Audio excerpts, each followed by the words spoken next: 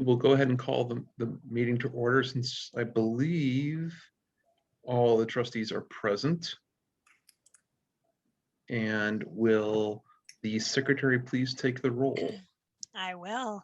Virginia Bloomshire, I'm here. Mary Ann Monraj, Present. Christian Harris, Here. Colleen Burns, Here. Ted Foss, Here. Matt Fruth, Here. and Sarah Glavin, present.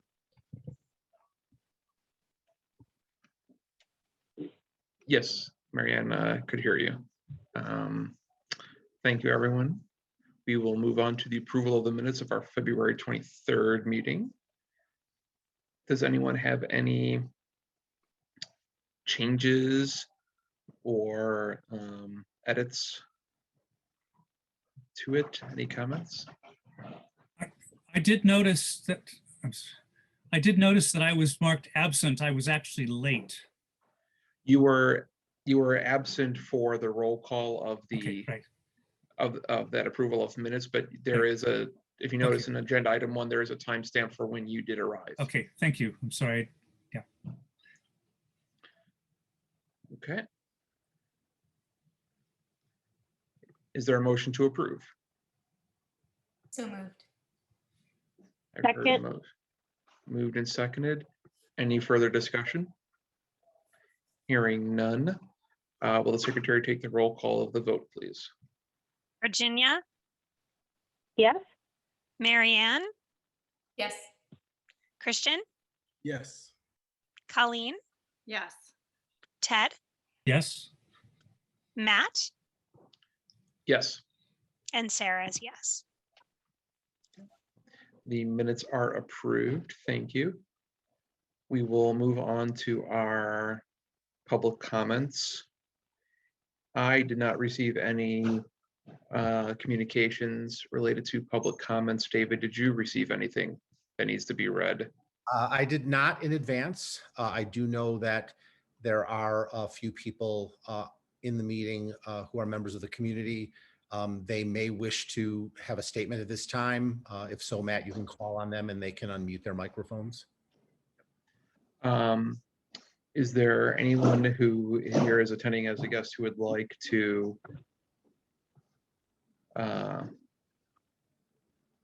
make a statement during our public comment?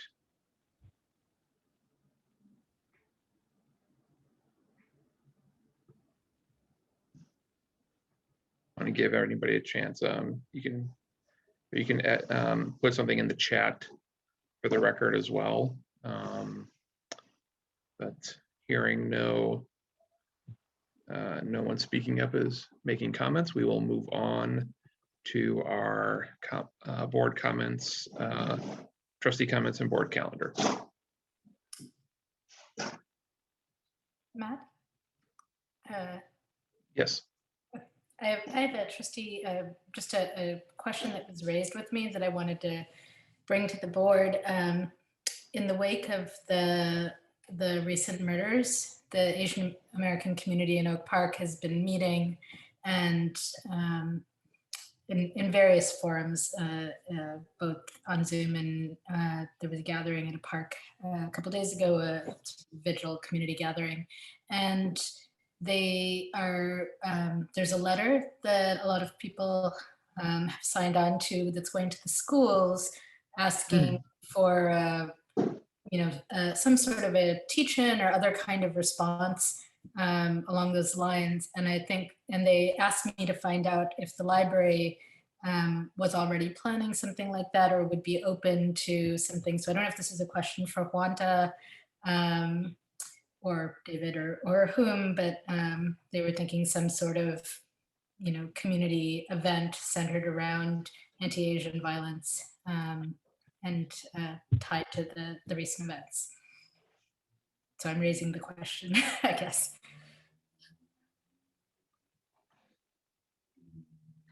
So I know that both Lori and Alexandra are on the call. We can certainly, I can certainly ask them to communicate with Wanta about the question. And And if Hunter wants to like ask me more, I can put her in touch with it. It's, you know, the people who I know who are involved with it are mostly Global Asian Studies faculty at UIC who also live in Oak Park.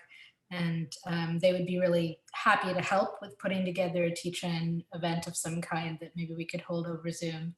So, I can just add, there's the Oak Park River Forest, the acronym is SAFE, Students Advocating for Equity, is also holding a meeting, a vigil in the park, in Scoville Park on the 25th. And Jody and we've already talked about posting that on social media and sharing that as well. So there's also some staff, Sharon Grimm sent out some staff trainings specifically put on by AAPI and staff and bystander interventions that have also gone to all staff. that's great. If you wouldn't mind dropping me an email with just a sort of a list of all that stuff, and then I can forward it to people who ask me about it. I'll send it right now, Marianne. Thanks. Thank you. I appreciate it. Alexandra, why don't you make sure you copy the whole board on that? Thanks. And Rita too, so she has accurate minutes. Thank you, guys. Thank you, Marianne. Just as a note on that, if you are looking for additional resources for the staff, I know myself and several members of my team are taking the Allies training with Asian Americans Advancing Justice. They're doing a lot of active trainings over the next few weeks. So they still had some availability for community members that might be interested. That I've heard positive things so far from peers who've taken the training. It's great. They're a great group. So everything I've heard about that organization has been very positive. And of course, they're taking donations, but they will do the trainings as a courtesy for active community members.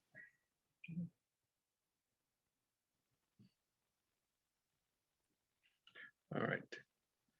Thank you. Any other trustee comments or questions about the board calendar?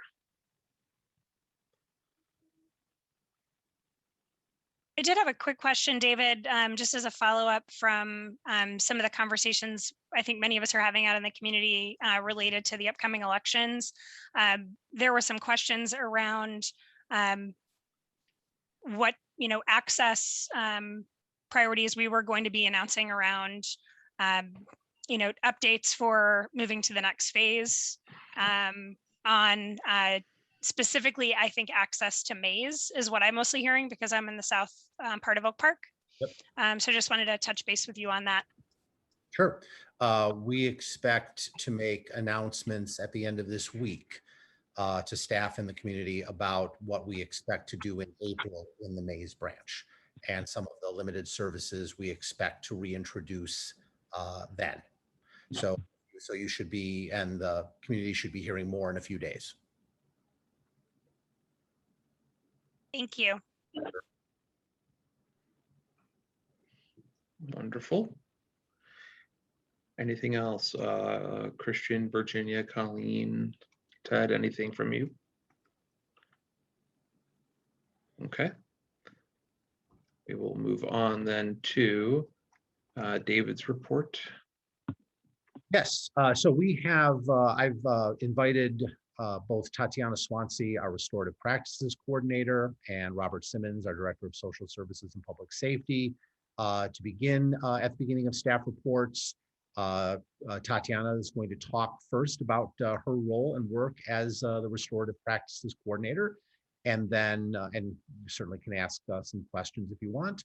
And then Rob is going to talk a little bit about his involvement with the Black Affinity Group that has been meeting for the last couple of months. So welcome to both Tatiana and Rob. And Tatiana, you may have the floor. Thank you, David. And thank you for inviting me.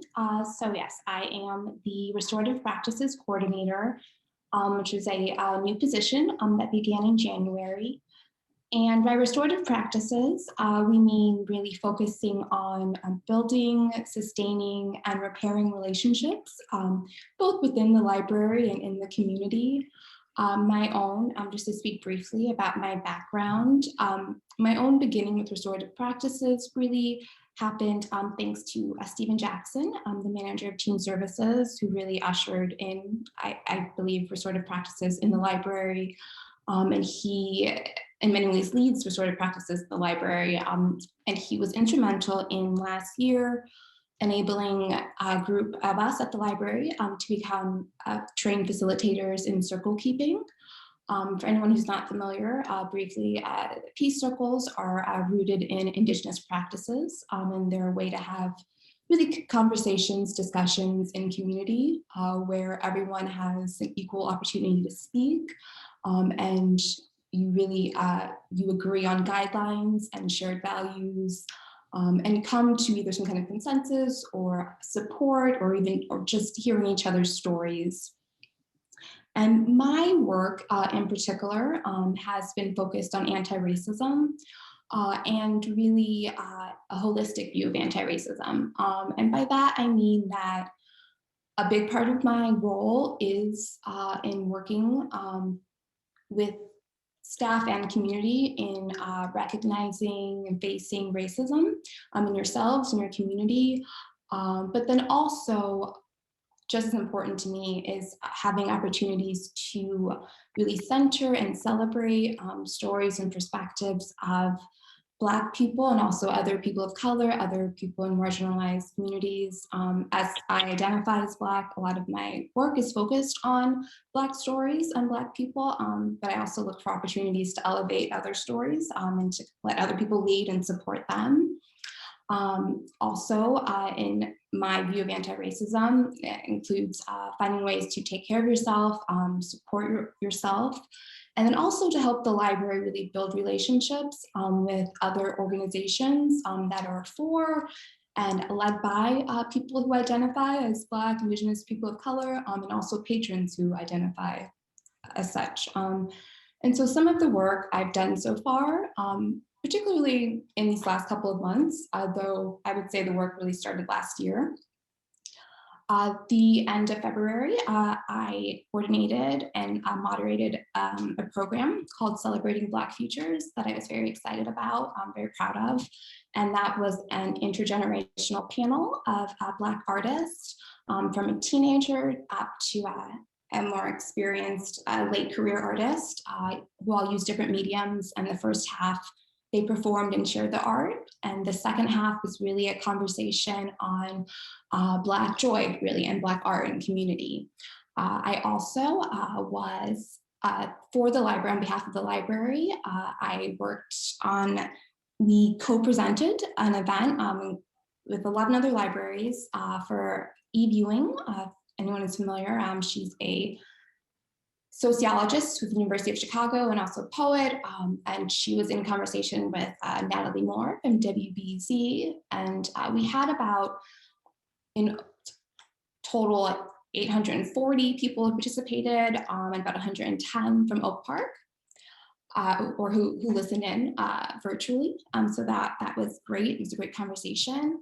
I also have been working very heavily with other people in the library on our anti-racism resource challenge, which is based on what we're calling our anti-racism resource guides, which were developed by the Anti-Racism Resources Guides team, which I'm a part of. But it's a big team, and a lot of people did a lot of work to have different media, books, articles, podcasts, movies on different subjects of anti-racism, in particular anti-Black racism. And our first, it revolves around 4 subjects and the aspects of anti-racism. And the first one is historical context, or how we got here. And so that's what we're working on right now. And in my role, I'm really coordinating events to coincide and support those resources. And also just beyond that, right now, historical context of racism and the idea that, before you can move forward or make change or understand where we are, you have to understand how we got here. And so with that, we're doing discussions, speaker events. I'm coordinating with actually the organization Walk the Walk. Christian Harris is on this call. We're doing an event on April 8th on the early Black residents of Oak Park, kind of the turn of the 20th century, so decades before the housing ordinance, and that's kind of a lesser told history of Oak Park. And we have just a number of other programs kind of coming up. Oh, and just one final thing I'll say, I also have been coordinating with Sharon Grimm, our Learning and Talent Development Coordinator, a number of staff circles since the beginning of this year. So peace circles for staff, basically, that have been kind of based on different anti-racism resources, using as kind of a springing board to really talk about race in a way that I hope allows for relationship building and reflection. And we will be continuing that throughout the year, as well as adding circles for the community. And the first community circle is at the end of this month. And I could keep going, but I will stop and see if there are any questions or anything. Thanks, Tatiana. Does anyone have any questions for Tatiana?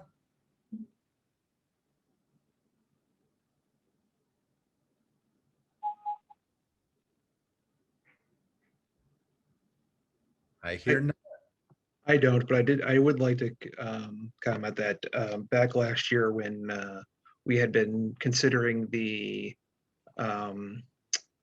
Juneteenth as part of it, I believe it was Tatiana, you had shared your thoughts in a response to an email as David and I were talking about the early stages of that, and your feedback was very influential in my thinking on that, and I appreciate your willingness to share your thoughts on that, and I look forward to your continued work at the library.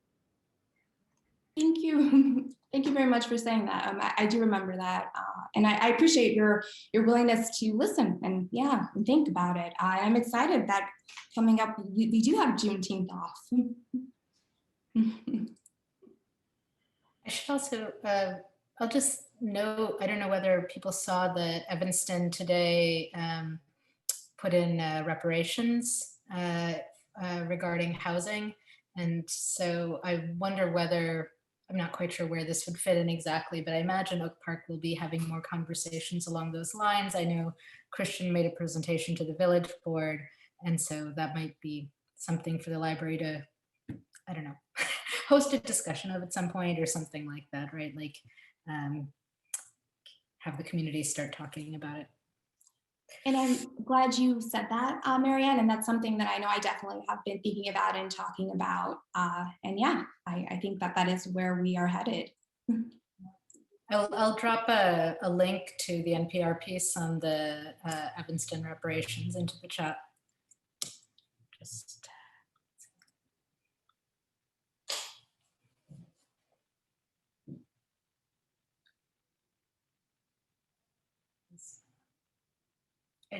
We also have Rob Simmons, our Director of Social Services and Public Safety. I know some of the trustees had some questions, wanted to learn a little bit more about the affinity group. And so I asked Rob, who's been involved with it, to say a few words about it. Good evening, everyone. It's good to see everyone. Yes, so I'm going to briefly take a moment to talk about what the Black Affinity Group has meant to me and its impact.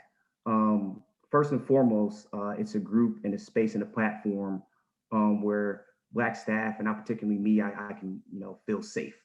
It's a safe environment. Unfortunately, I work in an environment where particularly there could be a probability that a white patron could come into the space and call a Black patron or even a Black staff member the N-word. In my 5 years that I've been working at the library, that's happened quite often. One time is too many. And usually in my experience of working in all white, or predominantly white, I should say, organizations, I've been asked to kind of compartmentalize that for many various reasons. And to be able to have the Black Affinity Group, which was introduced through our anti-racism journey, being able to have that safe space has been really great for me. And it's a place where I don't necessarily have to bring or talk about an incident, which really happened a couple of weeks ago, where a patron came in and a white patron called a Black family the N-word, and how that bothered me. But I know that having that space and being able to just be in a space with other Black folks that through our lived experience of being victims of racism, that I can just be, and that's important. And what I see are the impact, and I would say mid and long-term impact for the organization, is that we'll be able to retain talented Black people that we have. All of our Black staff are talented. We will be able to also recruit other Black staff to work at the organization. I've also seen individuals, particularly within the past year and a half, Black staff members really take lead on some things that they're excited about, that they have passion for, and be able to have other opportunities to make that happen as staff members. And I can't tell you how I would say, just from a well-being perspective, that is meant to me, to be able to have an organization where it's explicitly saying and giving the platform for Black folks to be able to check in with each other and just be. That's very important. And I'm proud to say that I work at an organization where I have that opportunity. I'm looking forward to continuing to just participate in any way that I can in that affinity group. And it's just been amazing. And overall, I'm so grateful for the anti-racism experience and journey that we're on.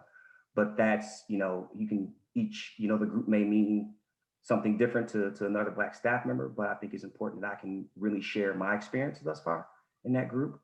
And it has been amazing. And, I hope that, we can, like I said, really be able to get to a point where we can be able to recruit Black staff at a higher level, and then also, retain a Black staff as well.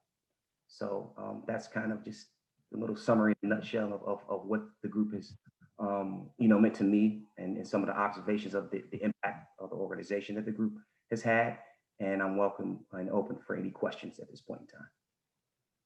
Thank you, Rob. You're welcome.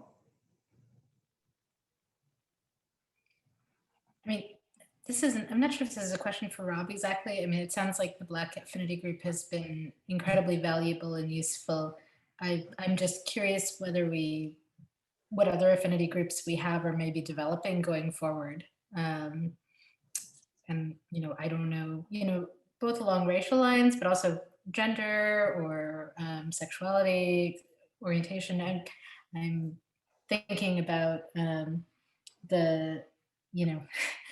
I was elected to office, someone said there used to be a regular meeting of women of color, women electeds, and that it's sort of phased out, and we're thinking of starting it up again, just because it is so valuable to have those conversations. And I know gender is maybe less of an issue in the library world as in some other careers, but I'm curious, I don't know, any thoughts you have on that?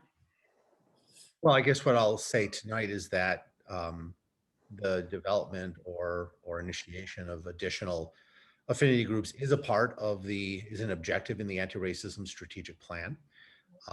I know that we intend to do that as an organization. And we also we're very intentional about beginning with a Black affinity group. Mm-hmm.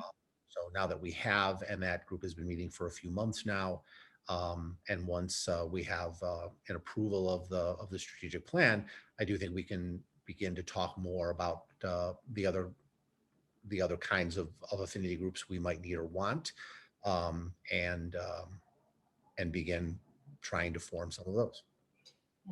Even, I'm thinking of things like it seems like probably an LGBT group is not urgently needed at our library. I could be wrong, but I would guess that. I wonder about something like access, like disability access, and whether that might be a good next thing to add going forward. Anyway, just some thoughts. I had a quick question for Rob.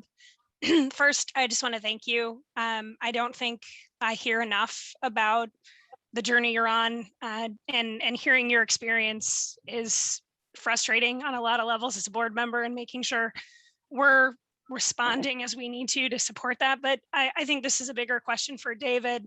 As we're thinking about this work, it's a lot of work, not just to lead this journey for the team and the staff and creating that space for the staff, but also I think you and Tatiana are also leading that for the community in a large way, kind of creating the space for the staff, but what that affords for us in the community is so valuable that I just want to make sure we're also thinking about how we're building that into compensation for team members who are leading this work, because it's extra work and it's important work, but we need to be, I think, as a board, mindful of valuing that and making sure we think about that as we recruit for individuals who are continue to take on leadership roles in this way. So I guess I'm saying, Rob, first, thank you. And please continue to share with David and the leadership team what we can be doing to inform policy from your learnings. I mean, just hearing your experience makes me feel like, man, I want to talk about what kinds of policies we should be creating, or are there additional policies we should be creating to make sure our staff feel safe in reporting incidents, that we have an actionable way to show them the actions being taken that are taking place, and that they're hearing, that there is an outcome that we hope to, I think, impact change, that is not accepted behavior for our staff and for our patrons. But beyond that, I think then my feedback to David is, let's talk more about kind of how we value this within our staff plans and leadership development. So I guess it's more of a statement than a question, I guess, but just thank you for what you're doing. I think it's really valuable and I appreciate your time. You're welcome. Thank you. Thank you, Sarah.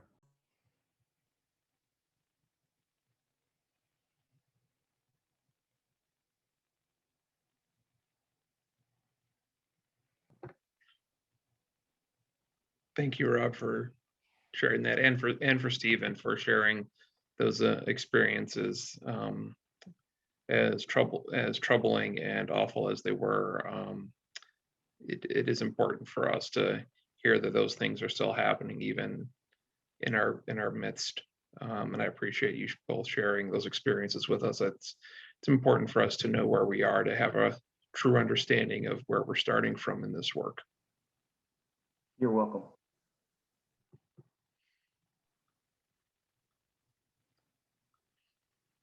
If there are no other questions, I think we're ready to move on to David's director report. Thanks, Matt. So as you read in my narrative report for the month, both describe our current COVID-19 environment and services that we have reintroduced again at the main library, and what our thinking is regarding Mays and Dole branch spaces. And as I mentioned a few minutes ago, we expect to have some public announcements and communications about more of that at the end of this week. Was also very pleased that with the additional state directives, that the Village of Oak Park was able to prioritize our library staff members and other government workers in the Village of Oak Park for COVID-19 vaccinations. We've already been given an initial 50 registration codes that we are prioritizing for our staff, and staff in the human resources team have been working for the last day and a half to make sure that all 50 of those codes are assigned and used.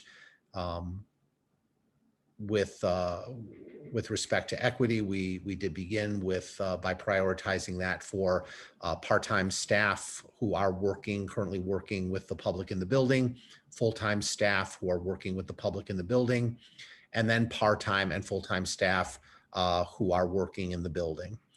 And as I said, we expect to have within the next day to day and a half, we expect to have all of those vouchers used by staff members. The village does not know when it will have another allotment of the vaccinations to move on, but when they do, they'll let us know. And then I expect we'll have enough finally to make sure that all of our staff members who want them have an opportunity to be vaccinated. A number of our staff members had already informed us earlier this month and the previous month that they had been able to get vaccinated in other ways, in other places at other times. So that was good. I also mentioned the anti-racism journey and our work on that, and we'll soon be talking just in a few minutes about the draft of the plan that the anti-racism advisory team has brought forward. Just a preview of the few things that you read about in our strategic objectives report for the month. And then in response to some questions at last month's meeting, staff did some work on locating and creating links to various calendars for multicultural celebrations, both that we can use internally for planning purposes and planning of library programs, but that are also available for anyone in the community to refer to when they want more information about celebrations of all kinds that are going on all year long. So I provided the links for those in my narrative report at the end. So if there are any questions that anyone has about my report specifically, or the strategic objectives report for this month, or the core use statistics for the month of February, I or a member of the leadership team will be happy to answer them.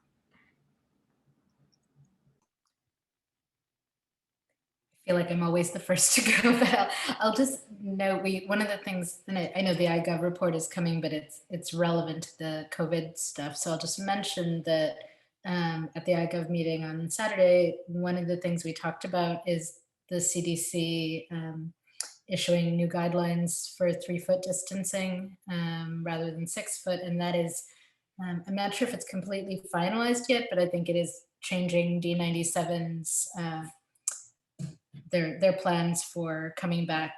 They may be basically bringing back everyone who wants to come back after spring break.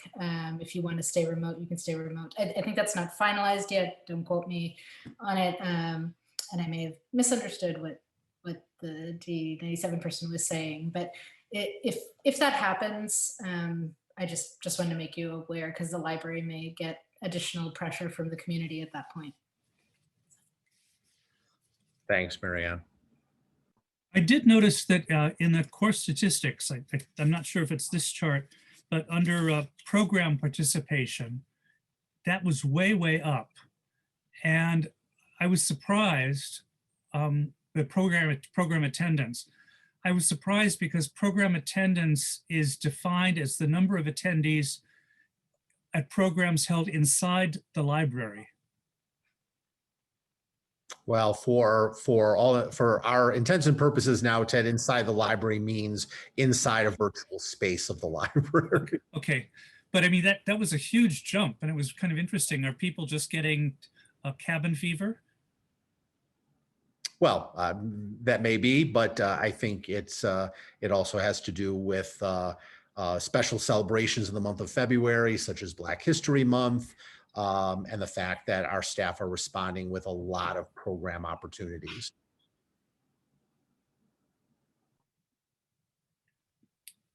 It was nice to see a jump. Mm-hmm. Thank you. Can you anecdotally share any feedback about the lockers? Yeah, I mean, anecdotally, what I'm hearing is that people are thrilled with the opportunity, especially to be able to pick up materials outside the library building at any time of day or night, and began requesting their use immediately.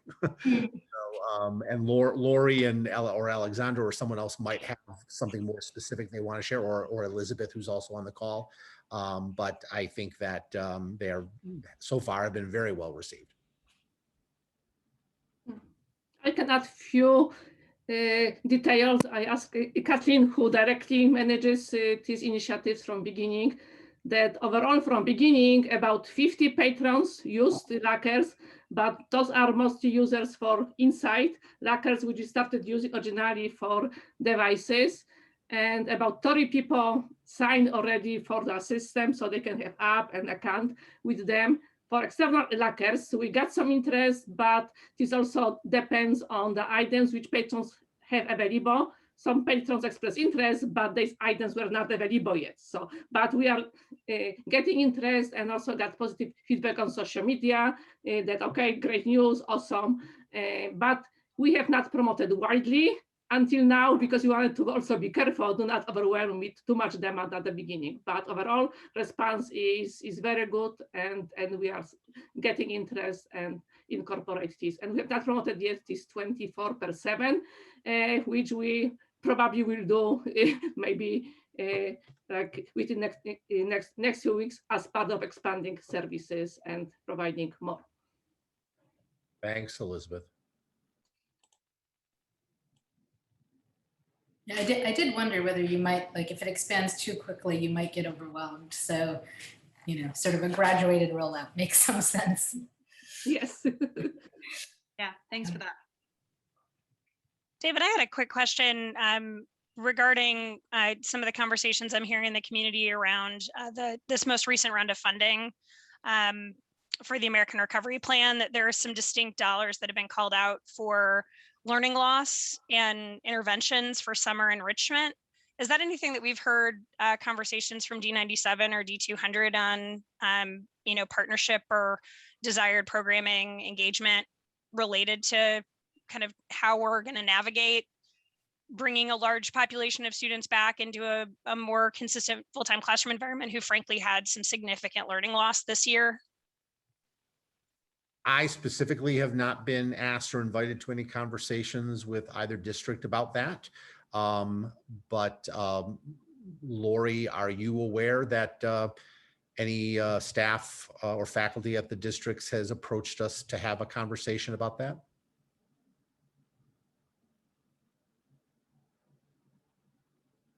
I'm not sure if Lori is there. She just put something in the chat. I wasn't necessarily implying that I think we should go, you know, try to receive support from the funding that they're receiving. I think it's just really a matter of understanding kind of how we fit in as they're addressing, you know, I think summer learning challenges have always been a thing that we've been a big contributor to. So just understanding if this year is unique or they're trying things differently based on this virtual year and the hardship that families are feeling. Well, and I expect that we'll continue to have some alignment with the equity team and Francis Kraft's team as we have for the last few summers.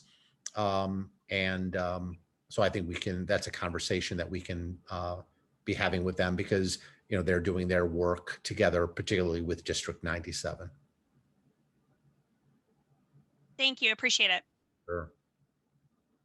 You know, I had one thing I wanted to maybe just highlight for the board out of this report. When I was reading about the MeScan option, right? And it says that in 2 weeks, about 1,800 items were checked out on people's phones using that. And just, it makes me, you know, think about, you know, what happens at grocery stores when they add the self-checkout lines, right? Is that from the labor justice perspective, there's a concern that this is going to be a move towards, firing staff.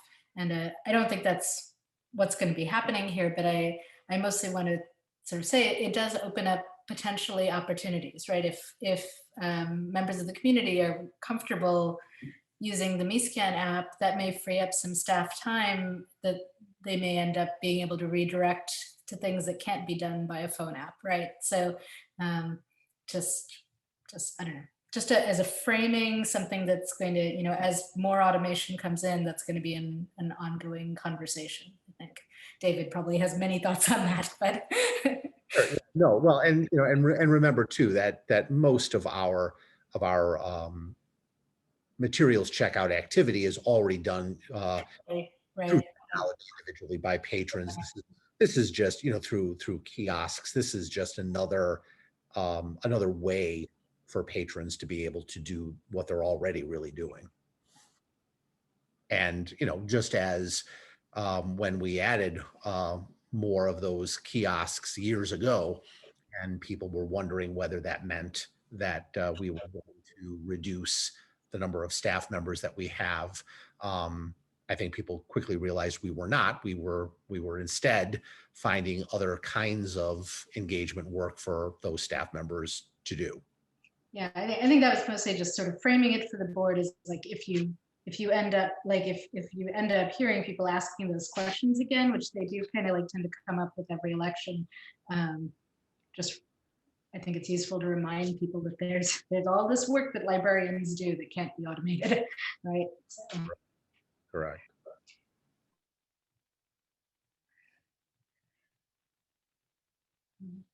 Are there any other questions about any of the reports, strategic priorities, core use statistics, anything from my narrative?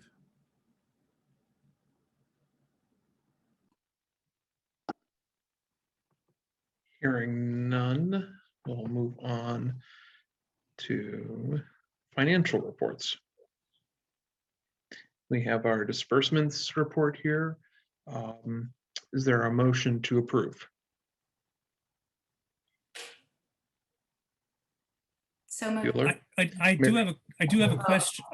I do have a question. On the 13th of December, there was a large charge for the, I believe it was the appraisal of the art collection. And I'm wondering if is that something, David, that should come out of the art fund that we mentioned on page 37? Or is that something that should come out of general funds?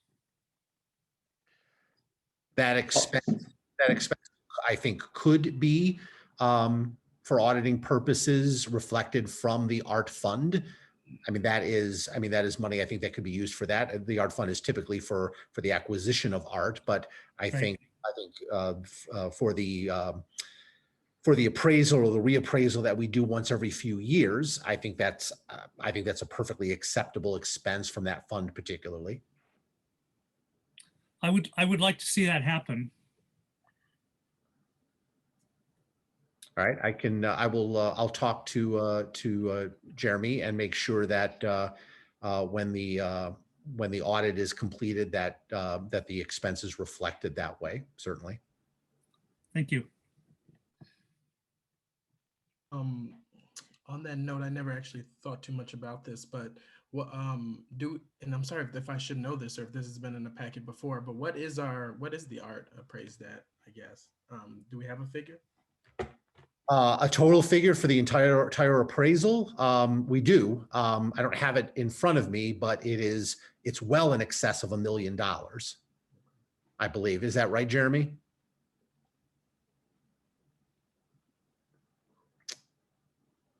Is Jeremy? Yes, you're right, David. I can pull that up in a minute if you want. Yeah, it's right. It's all of the permanent art that we have especially in the main library.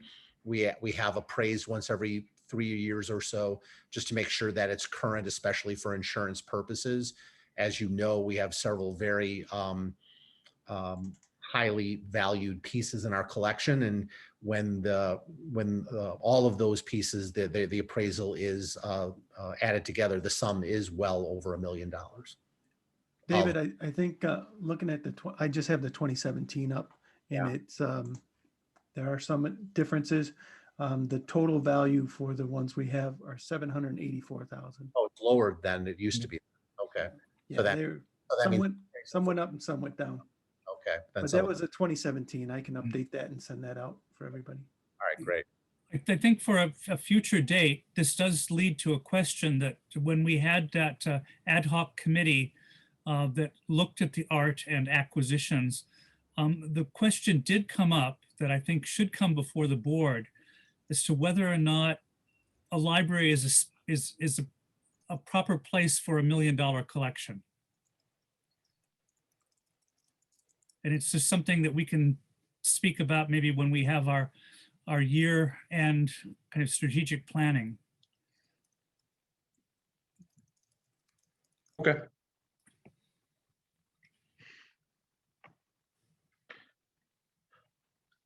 Matt, did you get a motion and a second? I got a motion from Mary Ann. Is there a second? Second. Second from Christian.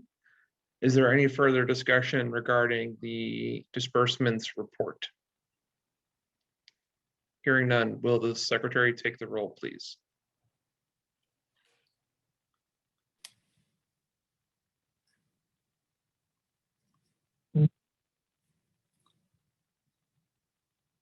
Sorry, I couldn't unmute myself. Good. Virginia, Yes. Marianne, Yes. Christian, Yes. Colleen, Yes. Ted, Yes, Matt, Yes. and Sarah's yes as well. Thank you, everyone, and that is approved.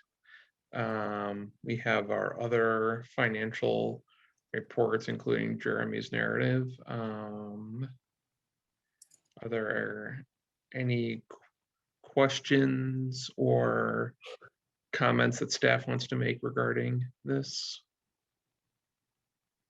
Jeremy, was there anything you wanted to point out?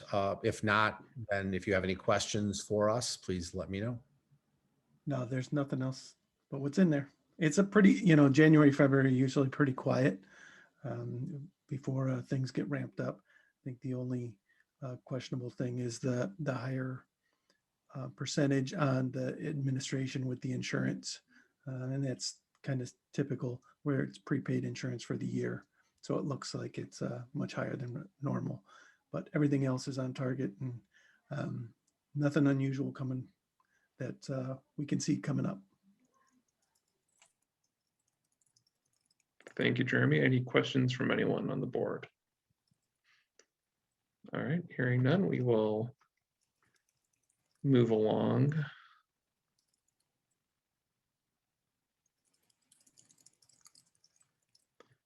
Next up is iGov. Oh, yes. Sorry, typing something. Okay, so for iGov, Colleen was there as well, so if she can, anything I missed, Colleen. I'm actually pretty pleased with what's happening with iGov. This meeting, we had set aside potentially up to 2 hours. We didn't take all of that time to have a more in-depth conversation about what iGov can and should be going forward. Up until now, I think a lot of it has been primarily about keeping the other boards informed of what's happening, and that's certainly useful. But I think several of us are interested in being more collaborative.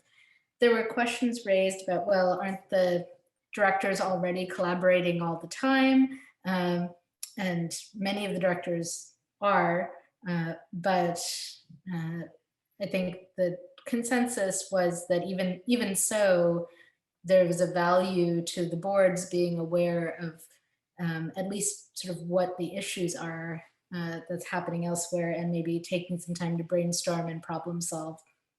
One thing we talked about was, what about when we have the iGov meeting, if each board says, okay, here's the thing that we are finding a challenge right now. Are there ways in which you can collaborate or not? And sometimes the answer is no. And the example that came up was when in the pandemic, there was the question of whether the library would potentially open to Hepzibah or other kinds of school support. And, it turned out that due to the remote scheduling, the school buildings were available, and also that there would be a host of sort of regulations around supervision of children and so on that would be challenging for the library.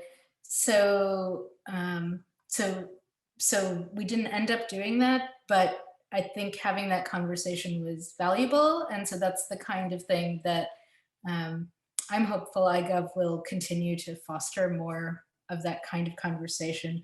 There was some discussion of things like having the village and the township have a sort of a listening session with each other.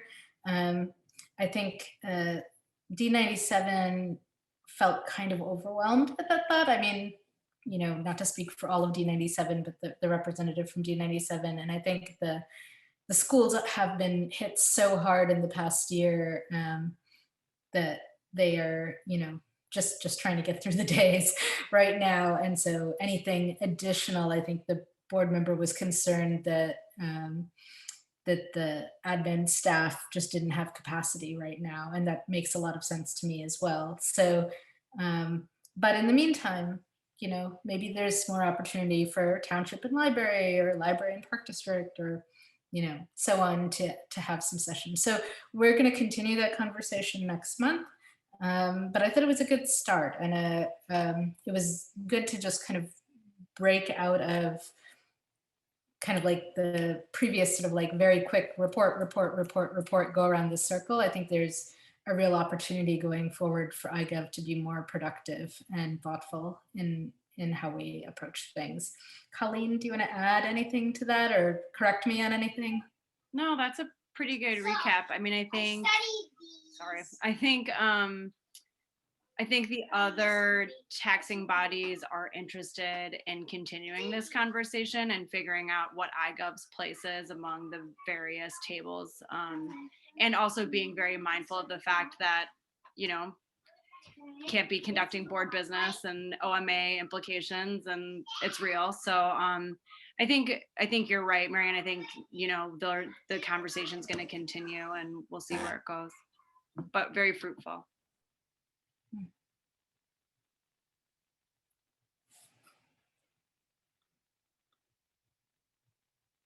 I think that's it for our report.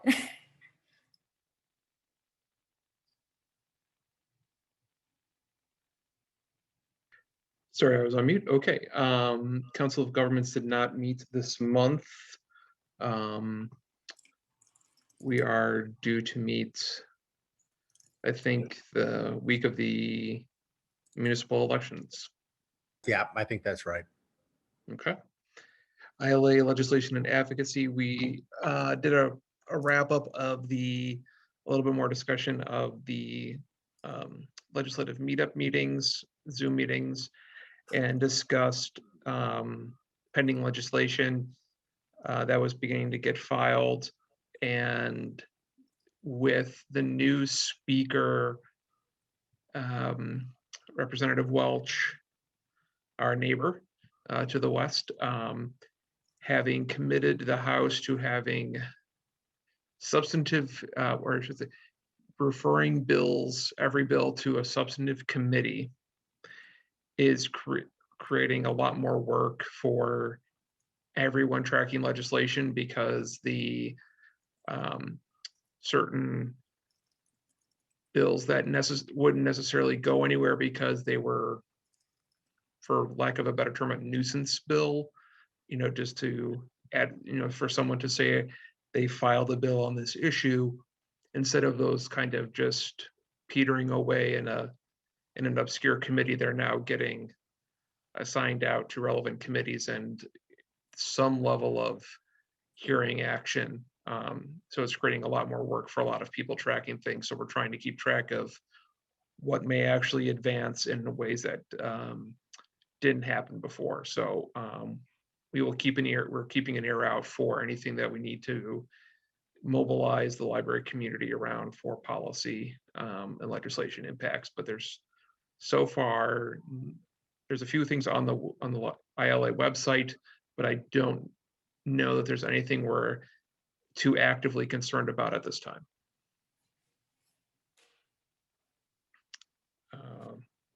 Friends of the library. I have to defer to David because I missed the meeting. That's all right, Sarah. Yes, the Friends of the Library did meet a week ago, and it was a fairly brief meeting. I was there to give a report from the library. most of their conversation really was about planning for their annual meeting, which is coming up in May, which will be their next meeting. Obviously, really no conversation about a book fair or anything like that. They are at the annual meeting, of course, planning an election of officers. They talked a little bit about looking for additional board members. And that really was about the extent of the conversation.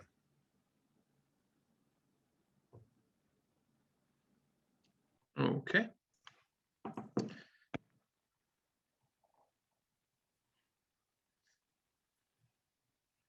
Thank you, Marianne, for your note in the chat. Now moving on to, we have no unfinished business on the agenda. Our new business, the anti-racism strategic plan draft. Yes, so I am very pleased on behalf of the members of the Anti-Racism Advisory Team to present this draft of the Anti-Racism Strategic Plan. This plan represents months of work of the members of that committee, of that team, under the guidance of Rashida Graham-Washington and Daryl Washington of RGW Consulting.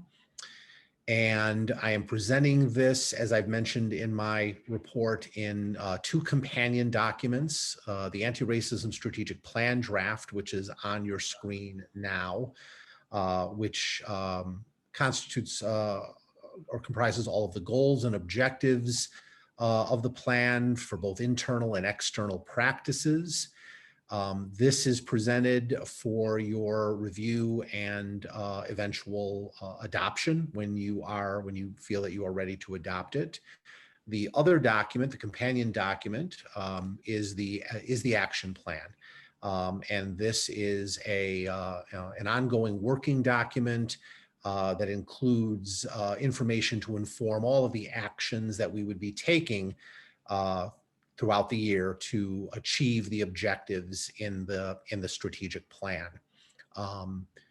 So just as you typically do for the library strategic plan, the board votes to adopt the plan, and the action plan becomes a working and administrative document.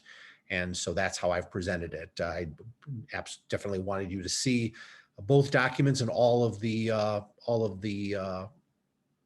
material that's in that has been discussed and prepared and presented by the team. And so both documents are there.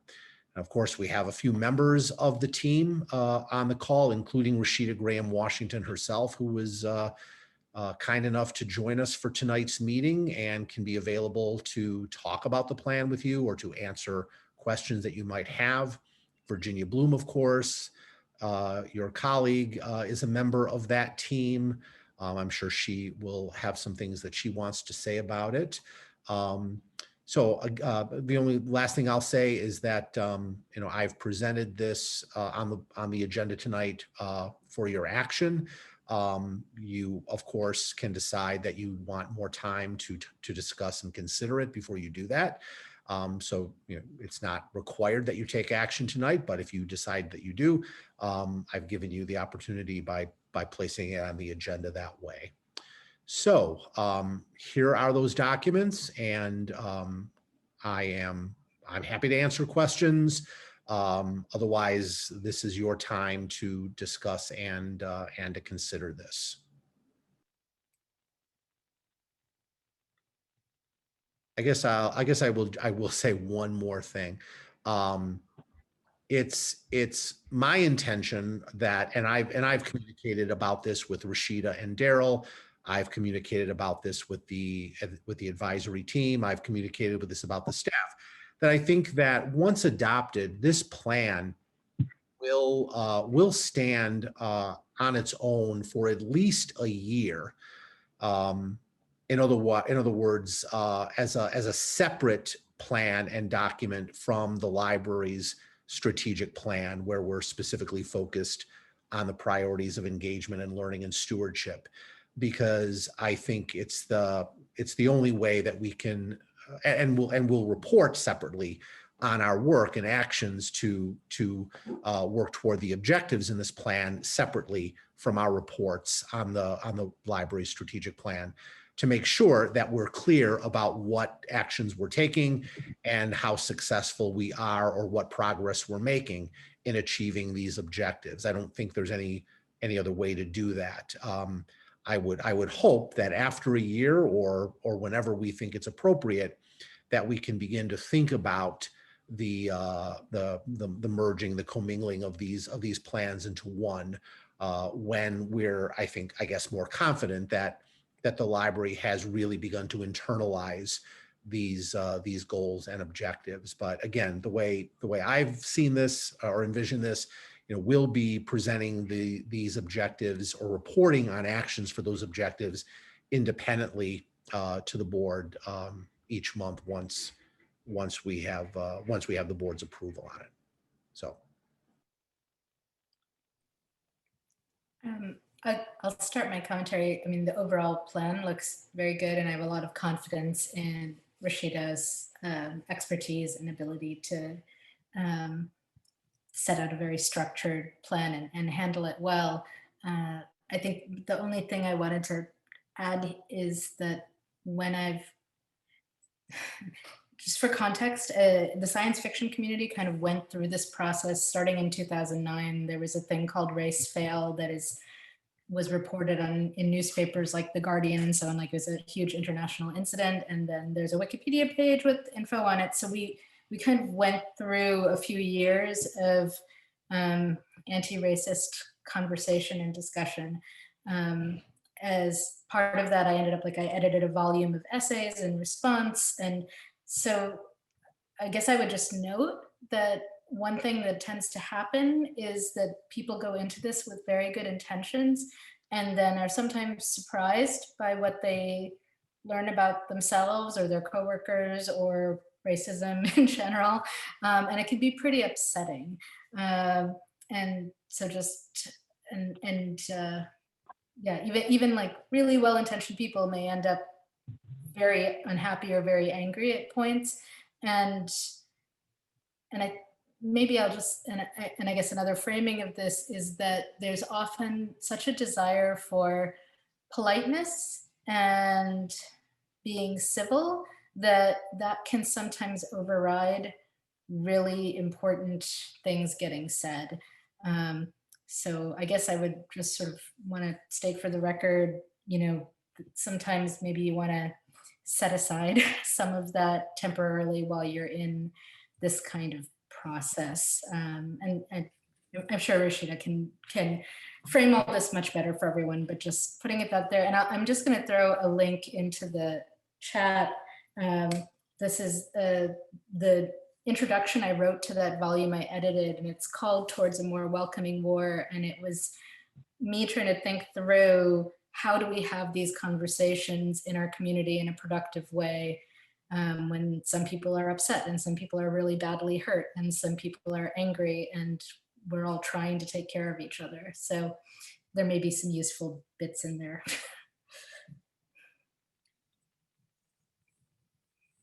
I did have a minor clarification.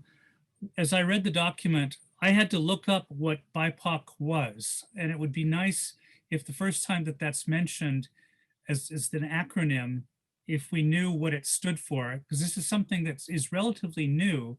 I think it became popular in the spring of last year, and it has had some controversy as to what BIPOC means, but it would be good just to spell that out in the document, just that it be, Black, Indigenous, people of color.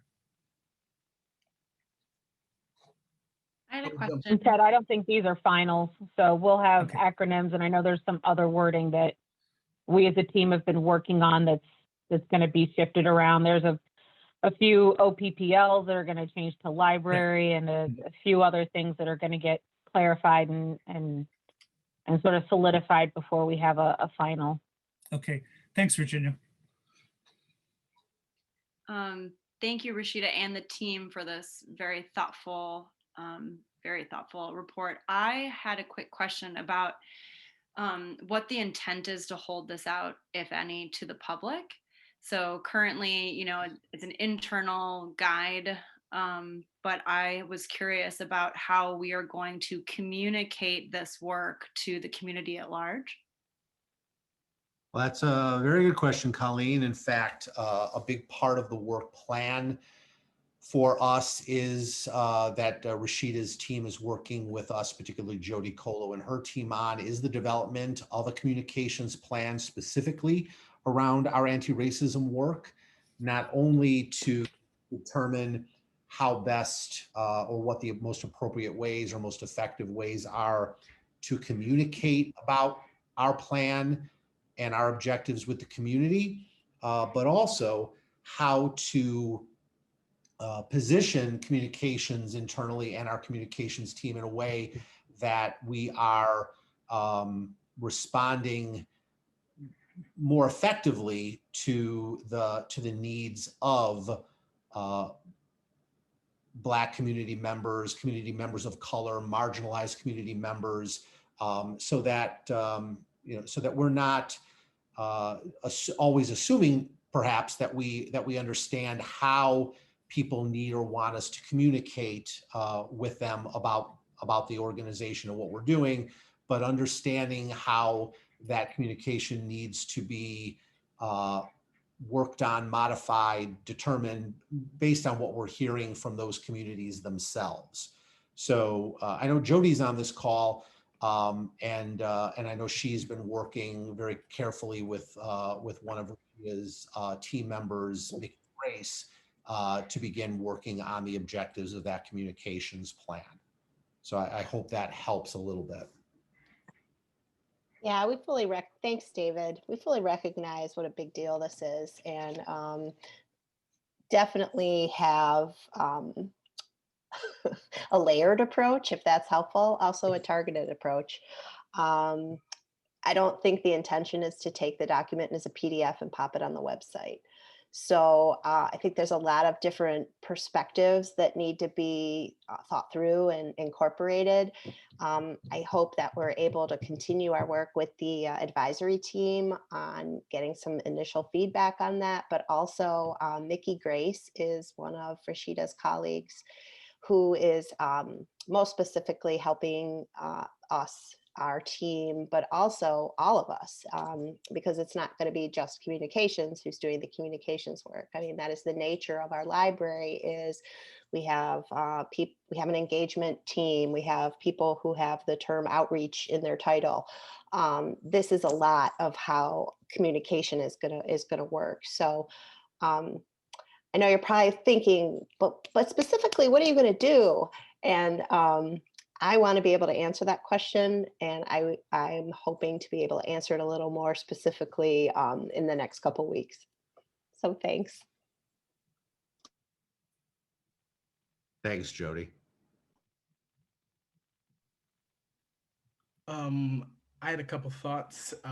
So yes, first of all, great plan, great report. I think it's really kind of outlines well kind of some of the next steps we need to take. So thank you to everybody who's put in so much work on this and having the tough conversations I know went into this.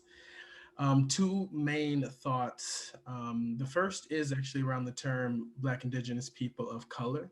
I do think in almost every instance that it was mentioned, we should be being more specific than that. And specifically, prioritizing more specifically. And I'm very mindful that historically, the term people of color, when programs and things like that have been laid out for people of color, it's mostly gone to non-Black minority groups, mostly not benefited other minority groups or whatever the term was at the time. So I do think we should learn from that and perhaps be more specific in this plan. So that's one consideration I had. The other one was around the action plan, and just I think my understanding is that it's like a year time for the action plan, but I was just wondering about how long we thought, how many months, how long that would take for the action plan. And that was really it. Everything else I thought was really good. I think we can learn a lot from this. So. Thanks. Christian, are you talking about like how long it will take to do everything that's on the action plan? Yes, and sorry, I just remember I had one more thought. But yes, exactly how long the action plan is going to take, estimated. And sorry, the other thought was that I think we should be specific to, we talk a lot about diversifying the library staff, and I think we should be specific to diversifying the library's leadership team this year. Like that should be like like we've been talking about as a board for a while, so I'm just like, that can be something I think we start to move forward on. So There's a new, I mean, I think that was maybe the thing I was most excited about, that the library will add a director of equity and anti-racist practices to the leadership team by the end of 2021. So that's, I was assuming that was going to be at the leadership team level. And That's correct, Marianne. yeah, so that's a good, solid, concrete thing. I was very happy to see that in here. And Christian, you know that I sit, and I'm not being patronizing in any way, I sit with bated breath to hear what you're going to say about this plan, because I have such high regard and respect for your work in this arena. And so one of the things that we've talked about on the anti-racist advisory team is the tension between knowing that we need to diversify that table, but also doing the work to ensure some level of readiness to diversify that table, because we have a responsibility to mitigate harm. And part of mitigating harm for the larger body is diversifying that table. So a lot of the work that we've done over the last, my goodness, year and a half has been towards these questions of posturing. How are we going to hold ourselves and hold ourselves and each other accountable to receive a person who does this work in a way that doesn't make us go, oh my gosh, wonderful. A director of anti-racism and diversity, they can take all these things now that we've been having to hold, because that's not what we want that role to be. And so how do we equip folks to hold their parts so that when that person comes, it doesn't sort of become this, to put it plainly, proverbial dumping ground for that role. I know that part of my responsibility with the library will be to help craft that job description to ensure that it doesn't become that, but also how do we get curious about the restorative justice work that's also happening? How do we tie that back into the work of anti-racism? And so we know we have a little bit yet to do there. And also, as we think about candidates, what is the appropriate narrative to share with candidates so they can also make an informed decision about their arrival? So those are some of the things that we're working through to get to that point. But I agree, we couldn't get there fast enough for me as well.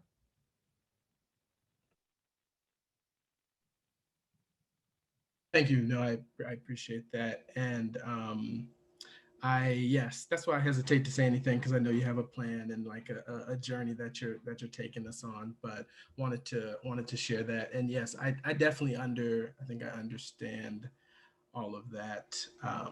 So yes, so I think that my idea behind my one comment around the being more intentional around the leadership team was that, it wasn't specific on whether we were going to hire, a person of color for that position necessarily.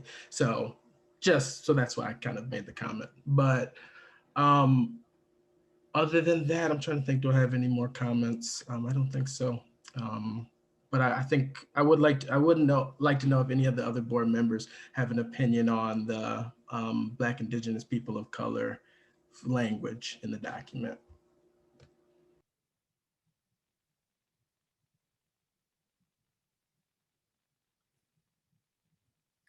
I have given it some thought since reading the document, and I do think that taking a term that is so new and so indeed controversial, is that the term that we want to use in this document? But don't you think I don't know, I guess I feel like these terms are subject to revision and then revision again. And there's a bit, sorry to quote myself, but there's a bit in the essay where I was talking about how I was quoting somebody who was talking about how these terms like white privilege, etc., they get generated, they're useful for a while, and then there's resistance and there's backlash, and then you come up with a better term, right? They kind of outlive their usefulness. So I think as long as you're open to this sort of being a living document and, as needed, I think the team can revise in 6 months if they say, oh, there's a better term we can use here. I can't think of a better term for it right now, right? Like in terms of what's in the cultural conversation at the moment, I think BIPOC is what I would use.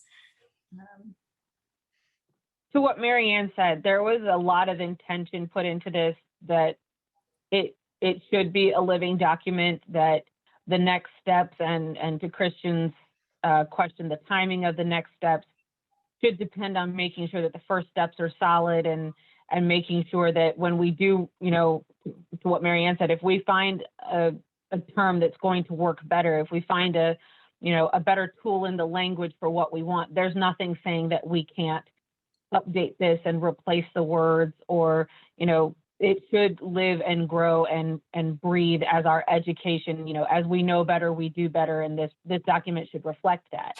So I don't think that, we're going to set it in stone and we're going to put it behind glass and it's never, ever going to change. I think, Ted, what you were saying, this is a relatively new term. It's a new term because it was needed. And in 6 months, if there's another new term that's better that's needed, then we hit that find and replace button and, change the document and make it reflect what we need it to reflect.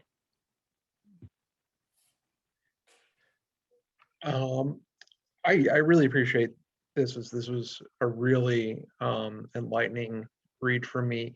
To the point of using BIPOC, I think I have several friends who are active in a variety of social justice movements, some who embrace it and some who push back on it because they talk about uniqueness of the Black experience in America as being different, yet in some similarities, but wholly, still much different than those of Indigenous peoples and other peoples of color in America. And there is nuance in that community that is being reflected there. And I think I am not comfortable as a white man sitting here saying, this is not the term we should be using. I look to listen and respect the needs and the input of those who are subject to the oppression we're trying to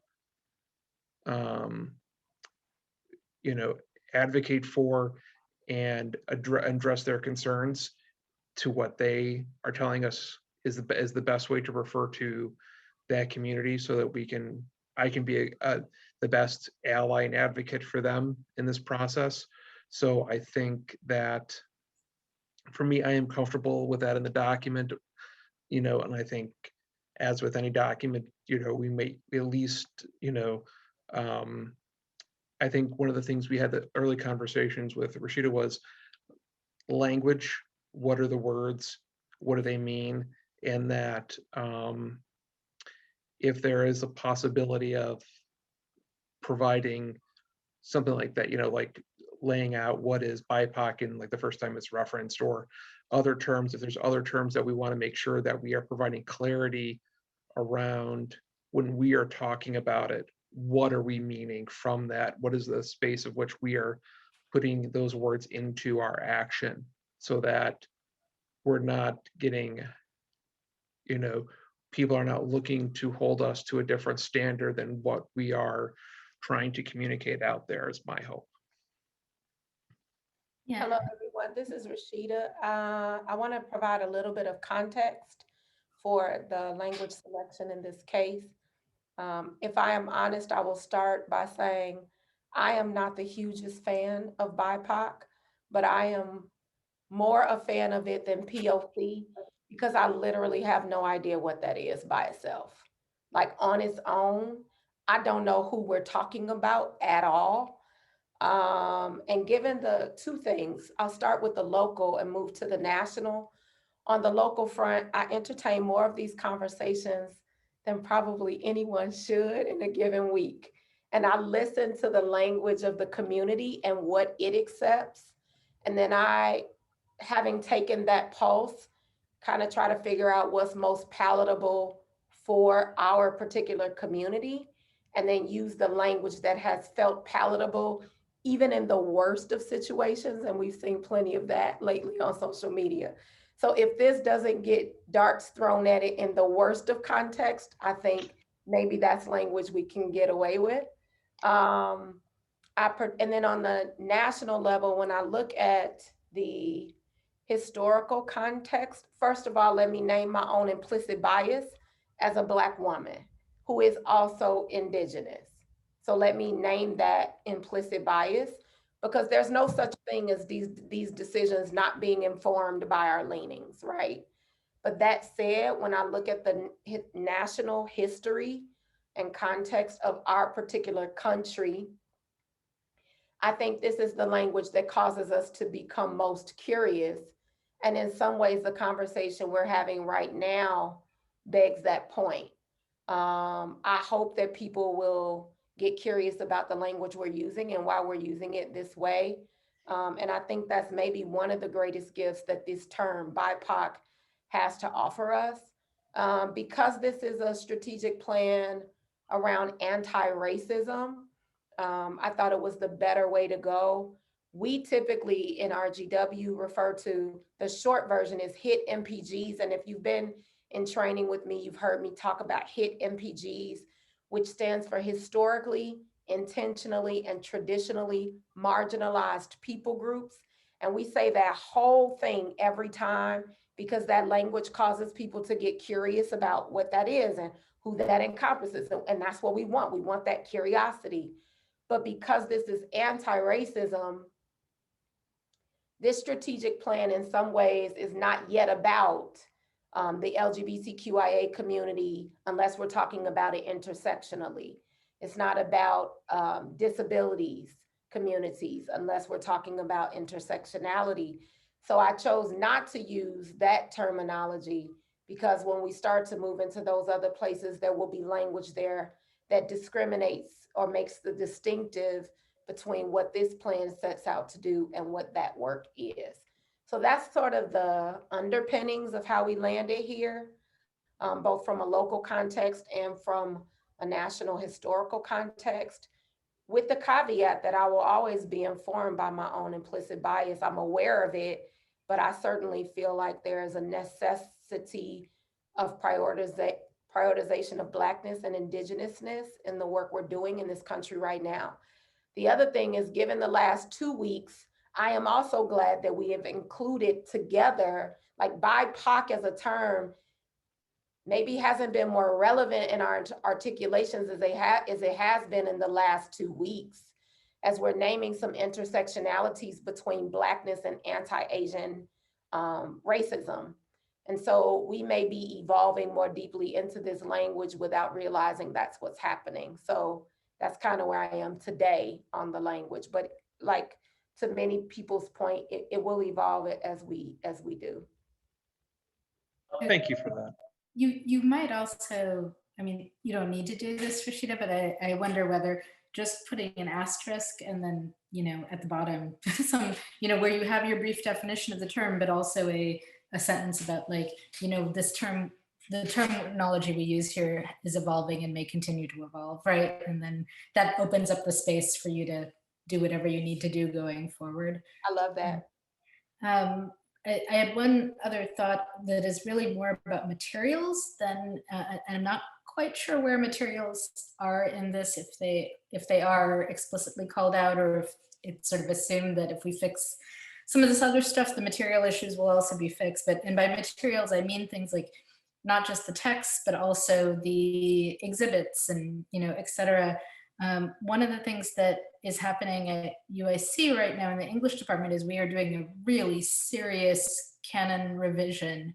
And some people are pretty upset about it because there's a question of like, you know, are you going to throw out Hemingway? Or are you going to throw out Shakespeare to make room for these other people, right? And the answer is sort of yes. But anyway, we're progressing, and I'm really pleased with that. And one piece of that is a real questioning, a very conscious questioning of like, what are the things that we have taught as a default for so long? Like in the English department, you have to do like beginnings to 1865 English, beginnings to 1865 American, you know, and then like, if you get rid of that and like really re-envision it, what possibilities open up? And in the library, I would say, I think, you know, one of the ways in which the library has been multicultural as opposed to anti-racist has been things like, you know, it's you know, May, it's Asian American Heritage Month. We'll do some exhibits, and that was a great step for 10 years ago, right? But now, you know, what we want to see is that material incorporated throughout the year and throughout the library, right? So I just wonder if it's already in here, I'm sorry, but I didn't see it, like, but whether something about material collections and exhibits and so on maybe is worth putting in here as part of this plan going forward.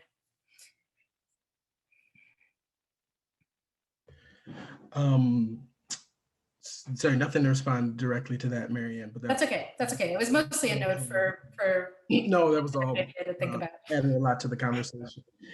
Couple of things to what Rashida had said. Thank you for sharing all of that. And yes, you know, I appreciate you, you know, naming your bias too. And yes, you know, I come with my bias of being a descendant of enslaved Americans and become very protective of my lineage as I've grown older. And with that in mind, I think that is why why I wish we could be just a bit more specific with this term. Just even for me, thinking about within Blackness, there is different experiences than the immigrant experience, than people with my lineage, et cetera, et cetera. And so I think it would be, and again, full disclosure, I'm not in a very palatable mood right now. I haven't been for the past year or so.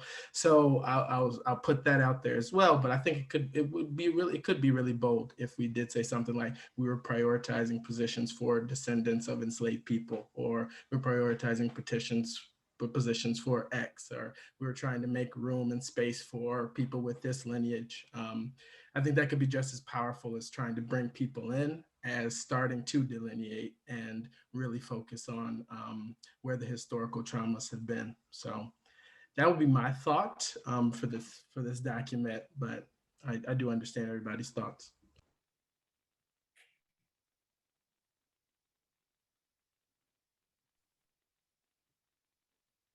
I had a quick question, Rashida. As you're looking at the evaluative measures, I want to make sure, I think as we're thinking about the investment and what we need to be doing, I think I like the number of kind of recognition around surveys and community conversations, but I guess I want to kind of push us a little further than that and like be very specific about what does that mean? Is that, you know, requesting, you know, a third party, creating space, ensuring the survey is being conducted in a particular way? I just feel like that language feels a little too soft for what I feel like I want my intention to be as we evaluate how effective we're being.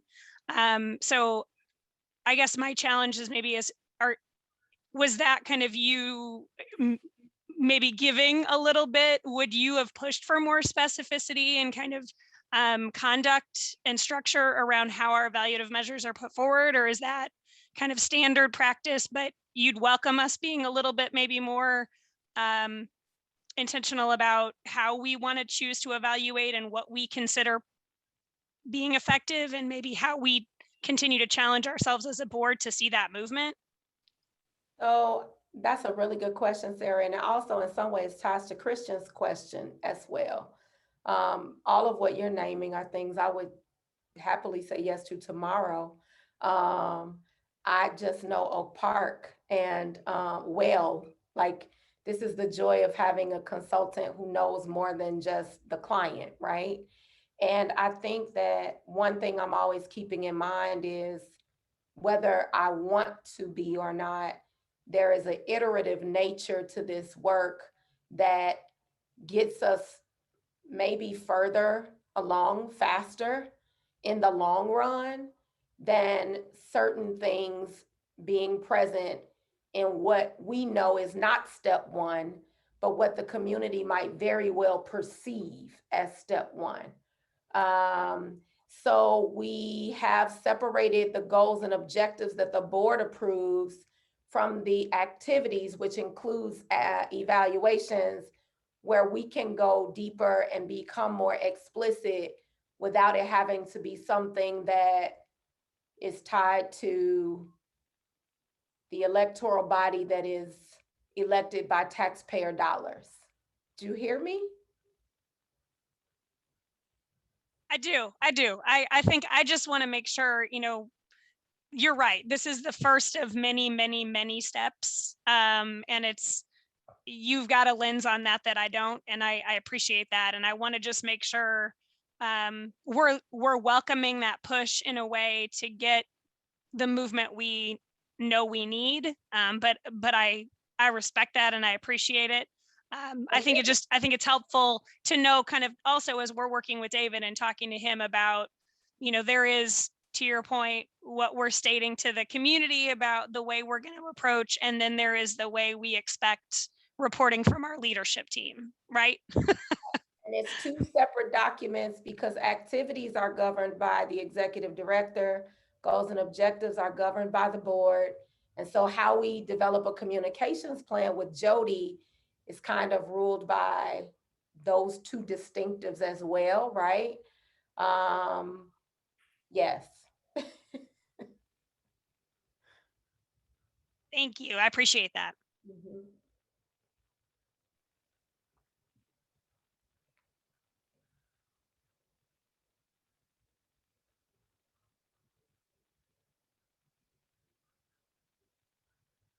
Are there any other questions or comments regarding the strategic plan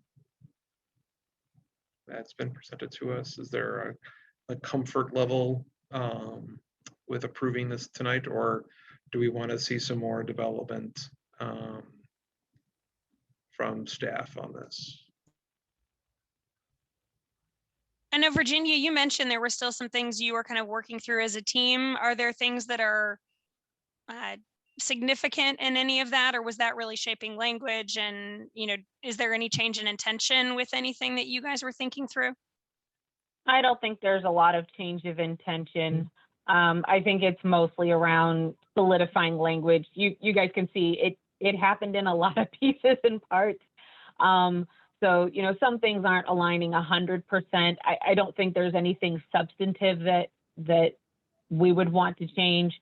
I do appreciate everybody's comments here. I'm definitely going to roll it all around in my brain tonight. I would love if we push the button on this tonight, but I also respect that everyone may want more time to look over it. So I won't make the motion because I know I'm biased, but yeah, if you guys have more questions as you're looking through it, please feel free to reach out to me and I'll tell you what I know. But I don't think any of the changes that would be coming up would be terribly substantive. And any changes that we would want to make, I think they're going to come from, giving this over to the staff and seeing how this goes from theory to practice and tweaking things from there. I don't think from this perspective, we can make any more real substantial changes. We're going to have to get more information on how it works with our team, how it's working, getting the communication out to the community before we start, tweaking and changing things.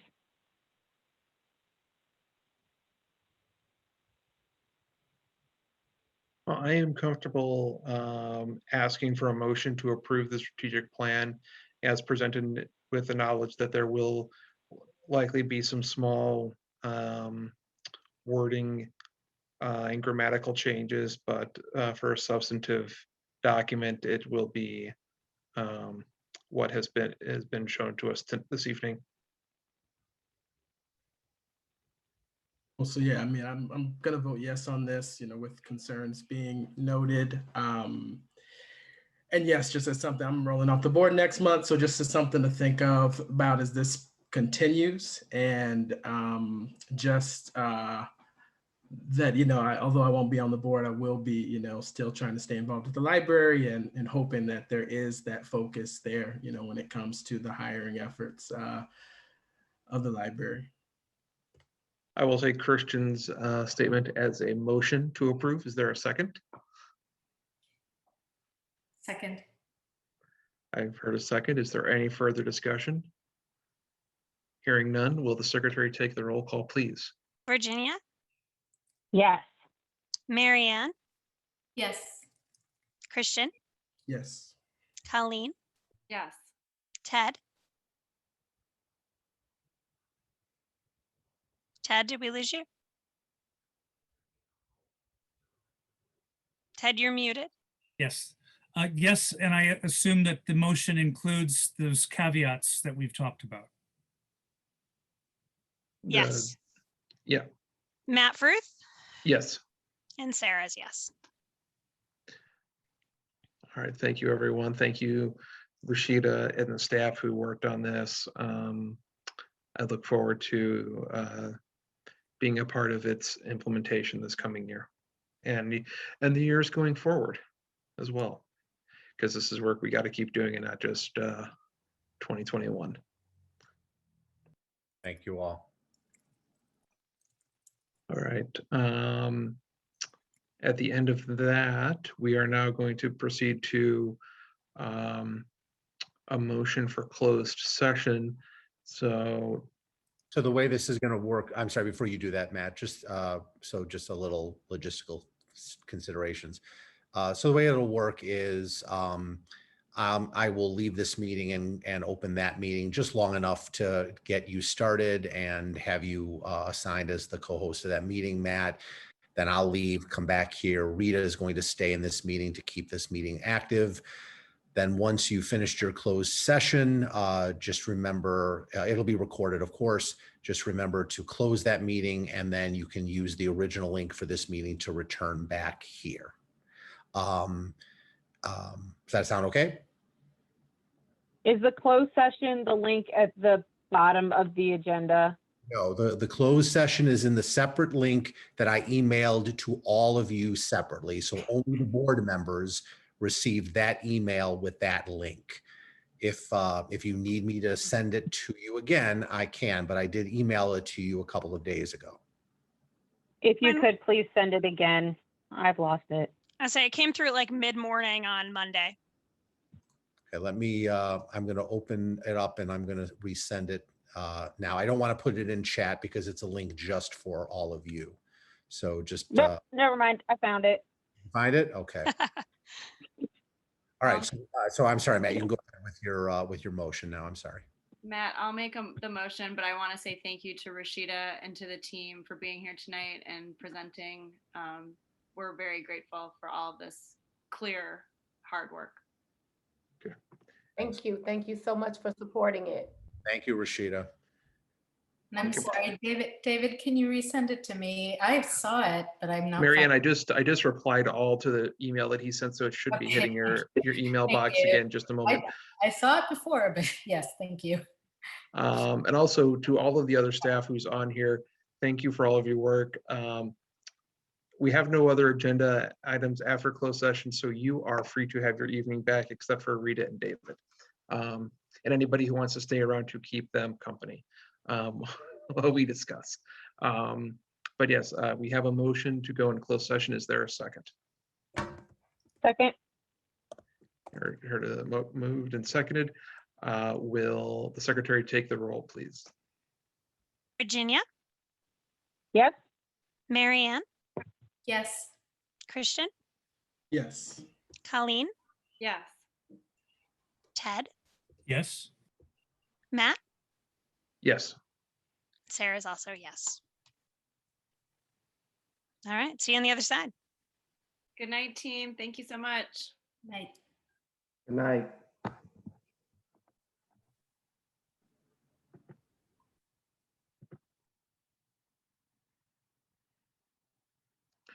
Just a few more minutes, Maggie, then it'll be time for you to.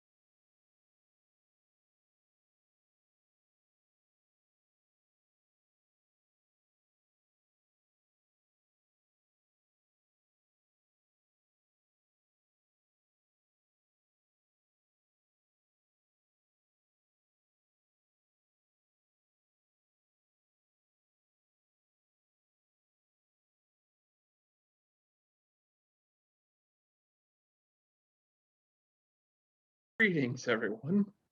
All right, We lost Ted. we lost Ted. That's all right. So close.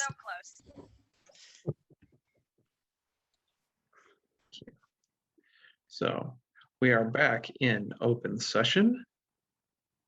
And there is Ted. Excellent. Everybody's back. Okay.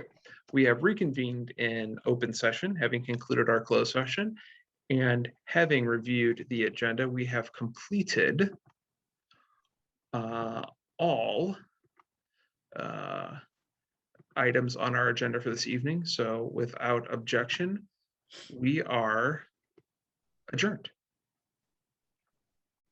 Here, no objection. Good night. Thank you all. Night, guys. Thank you for that, David.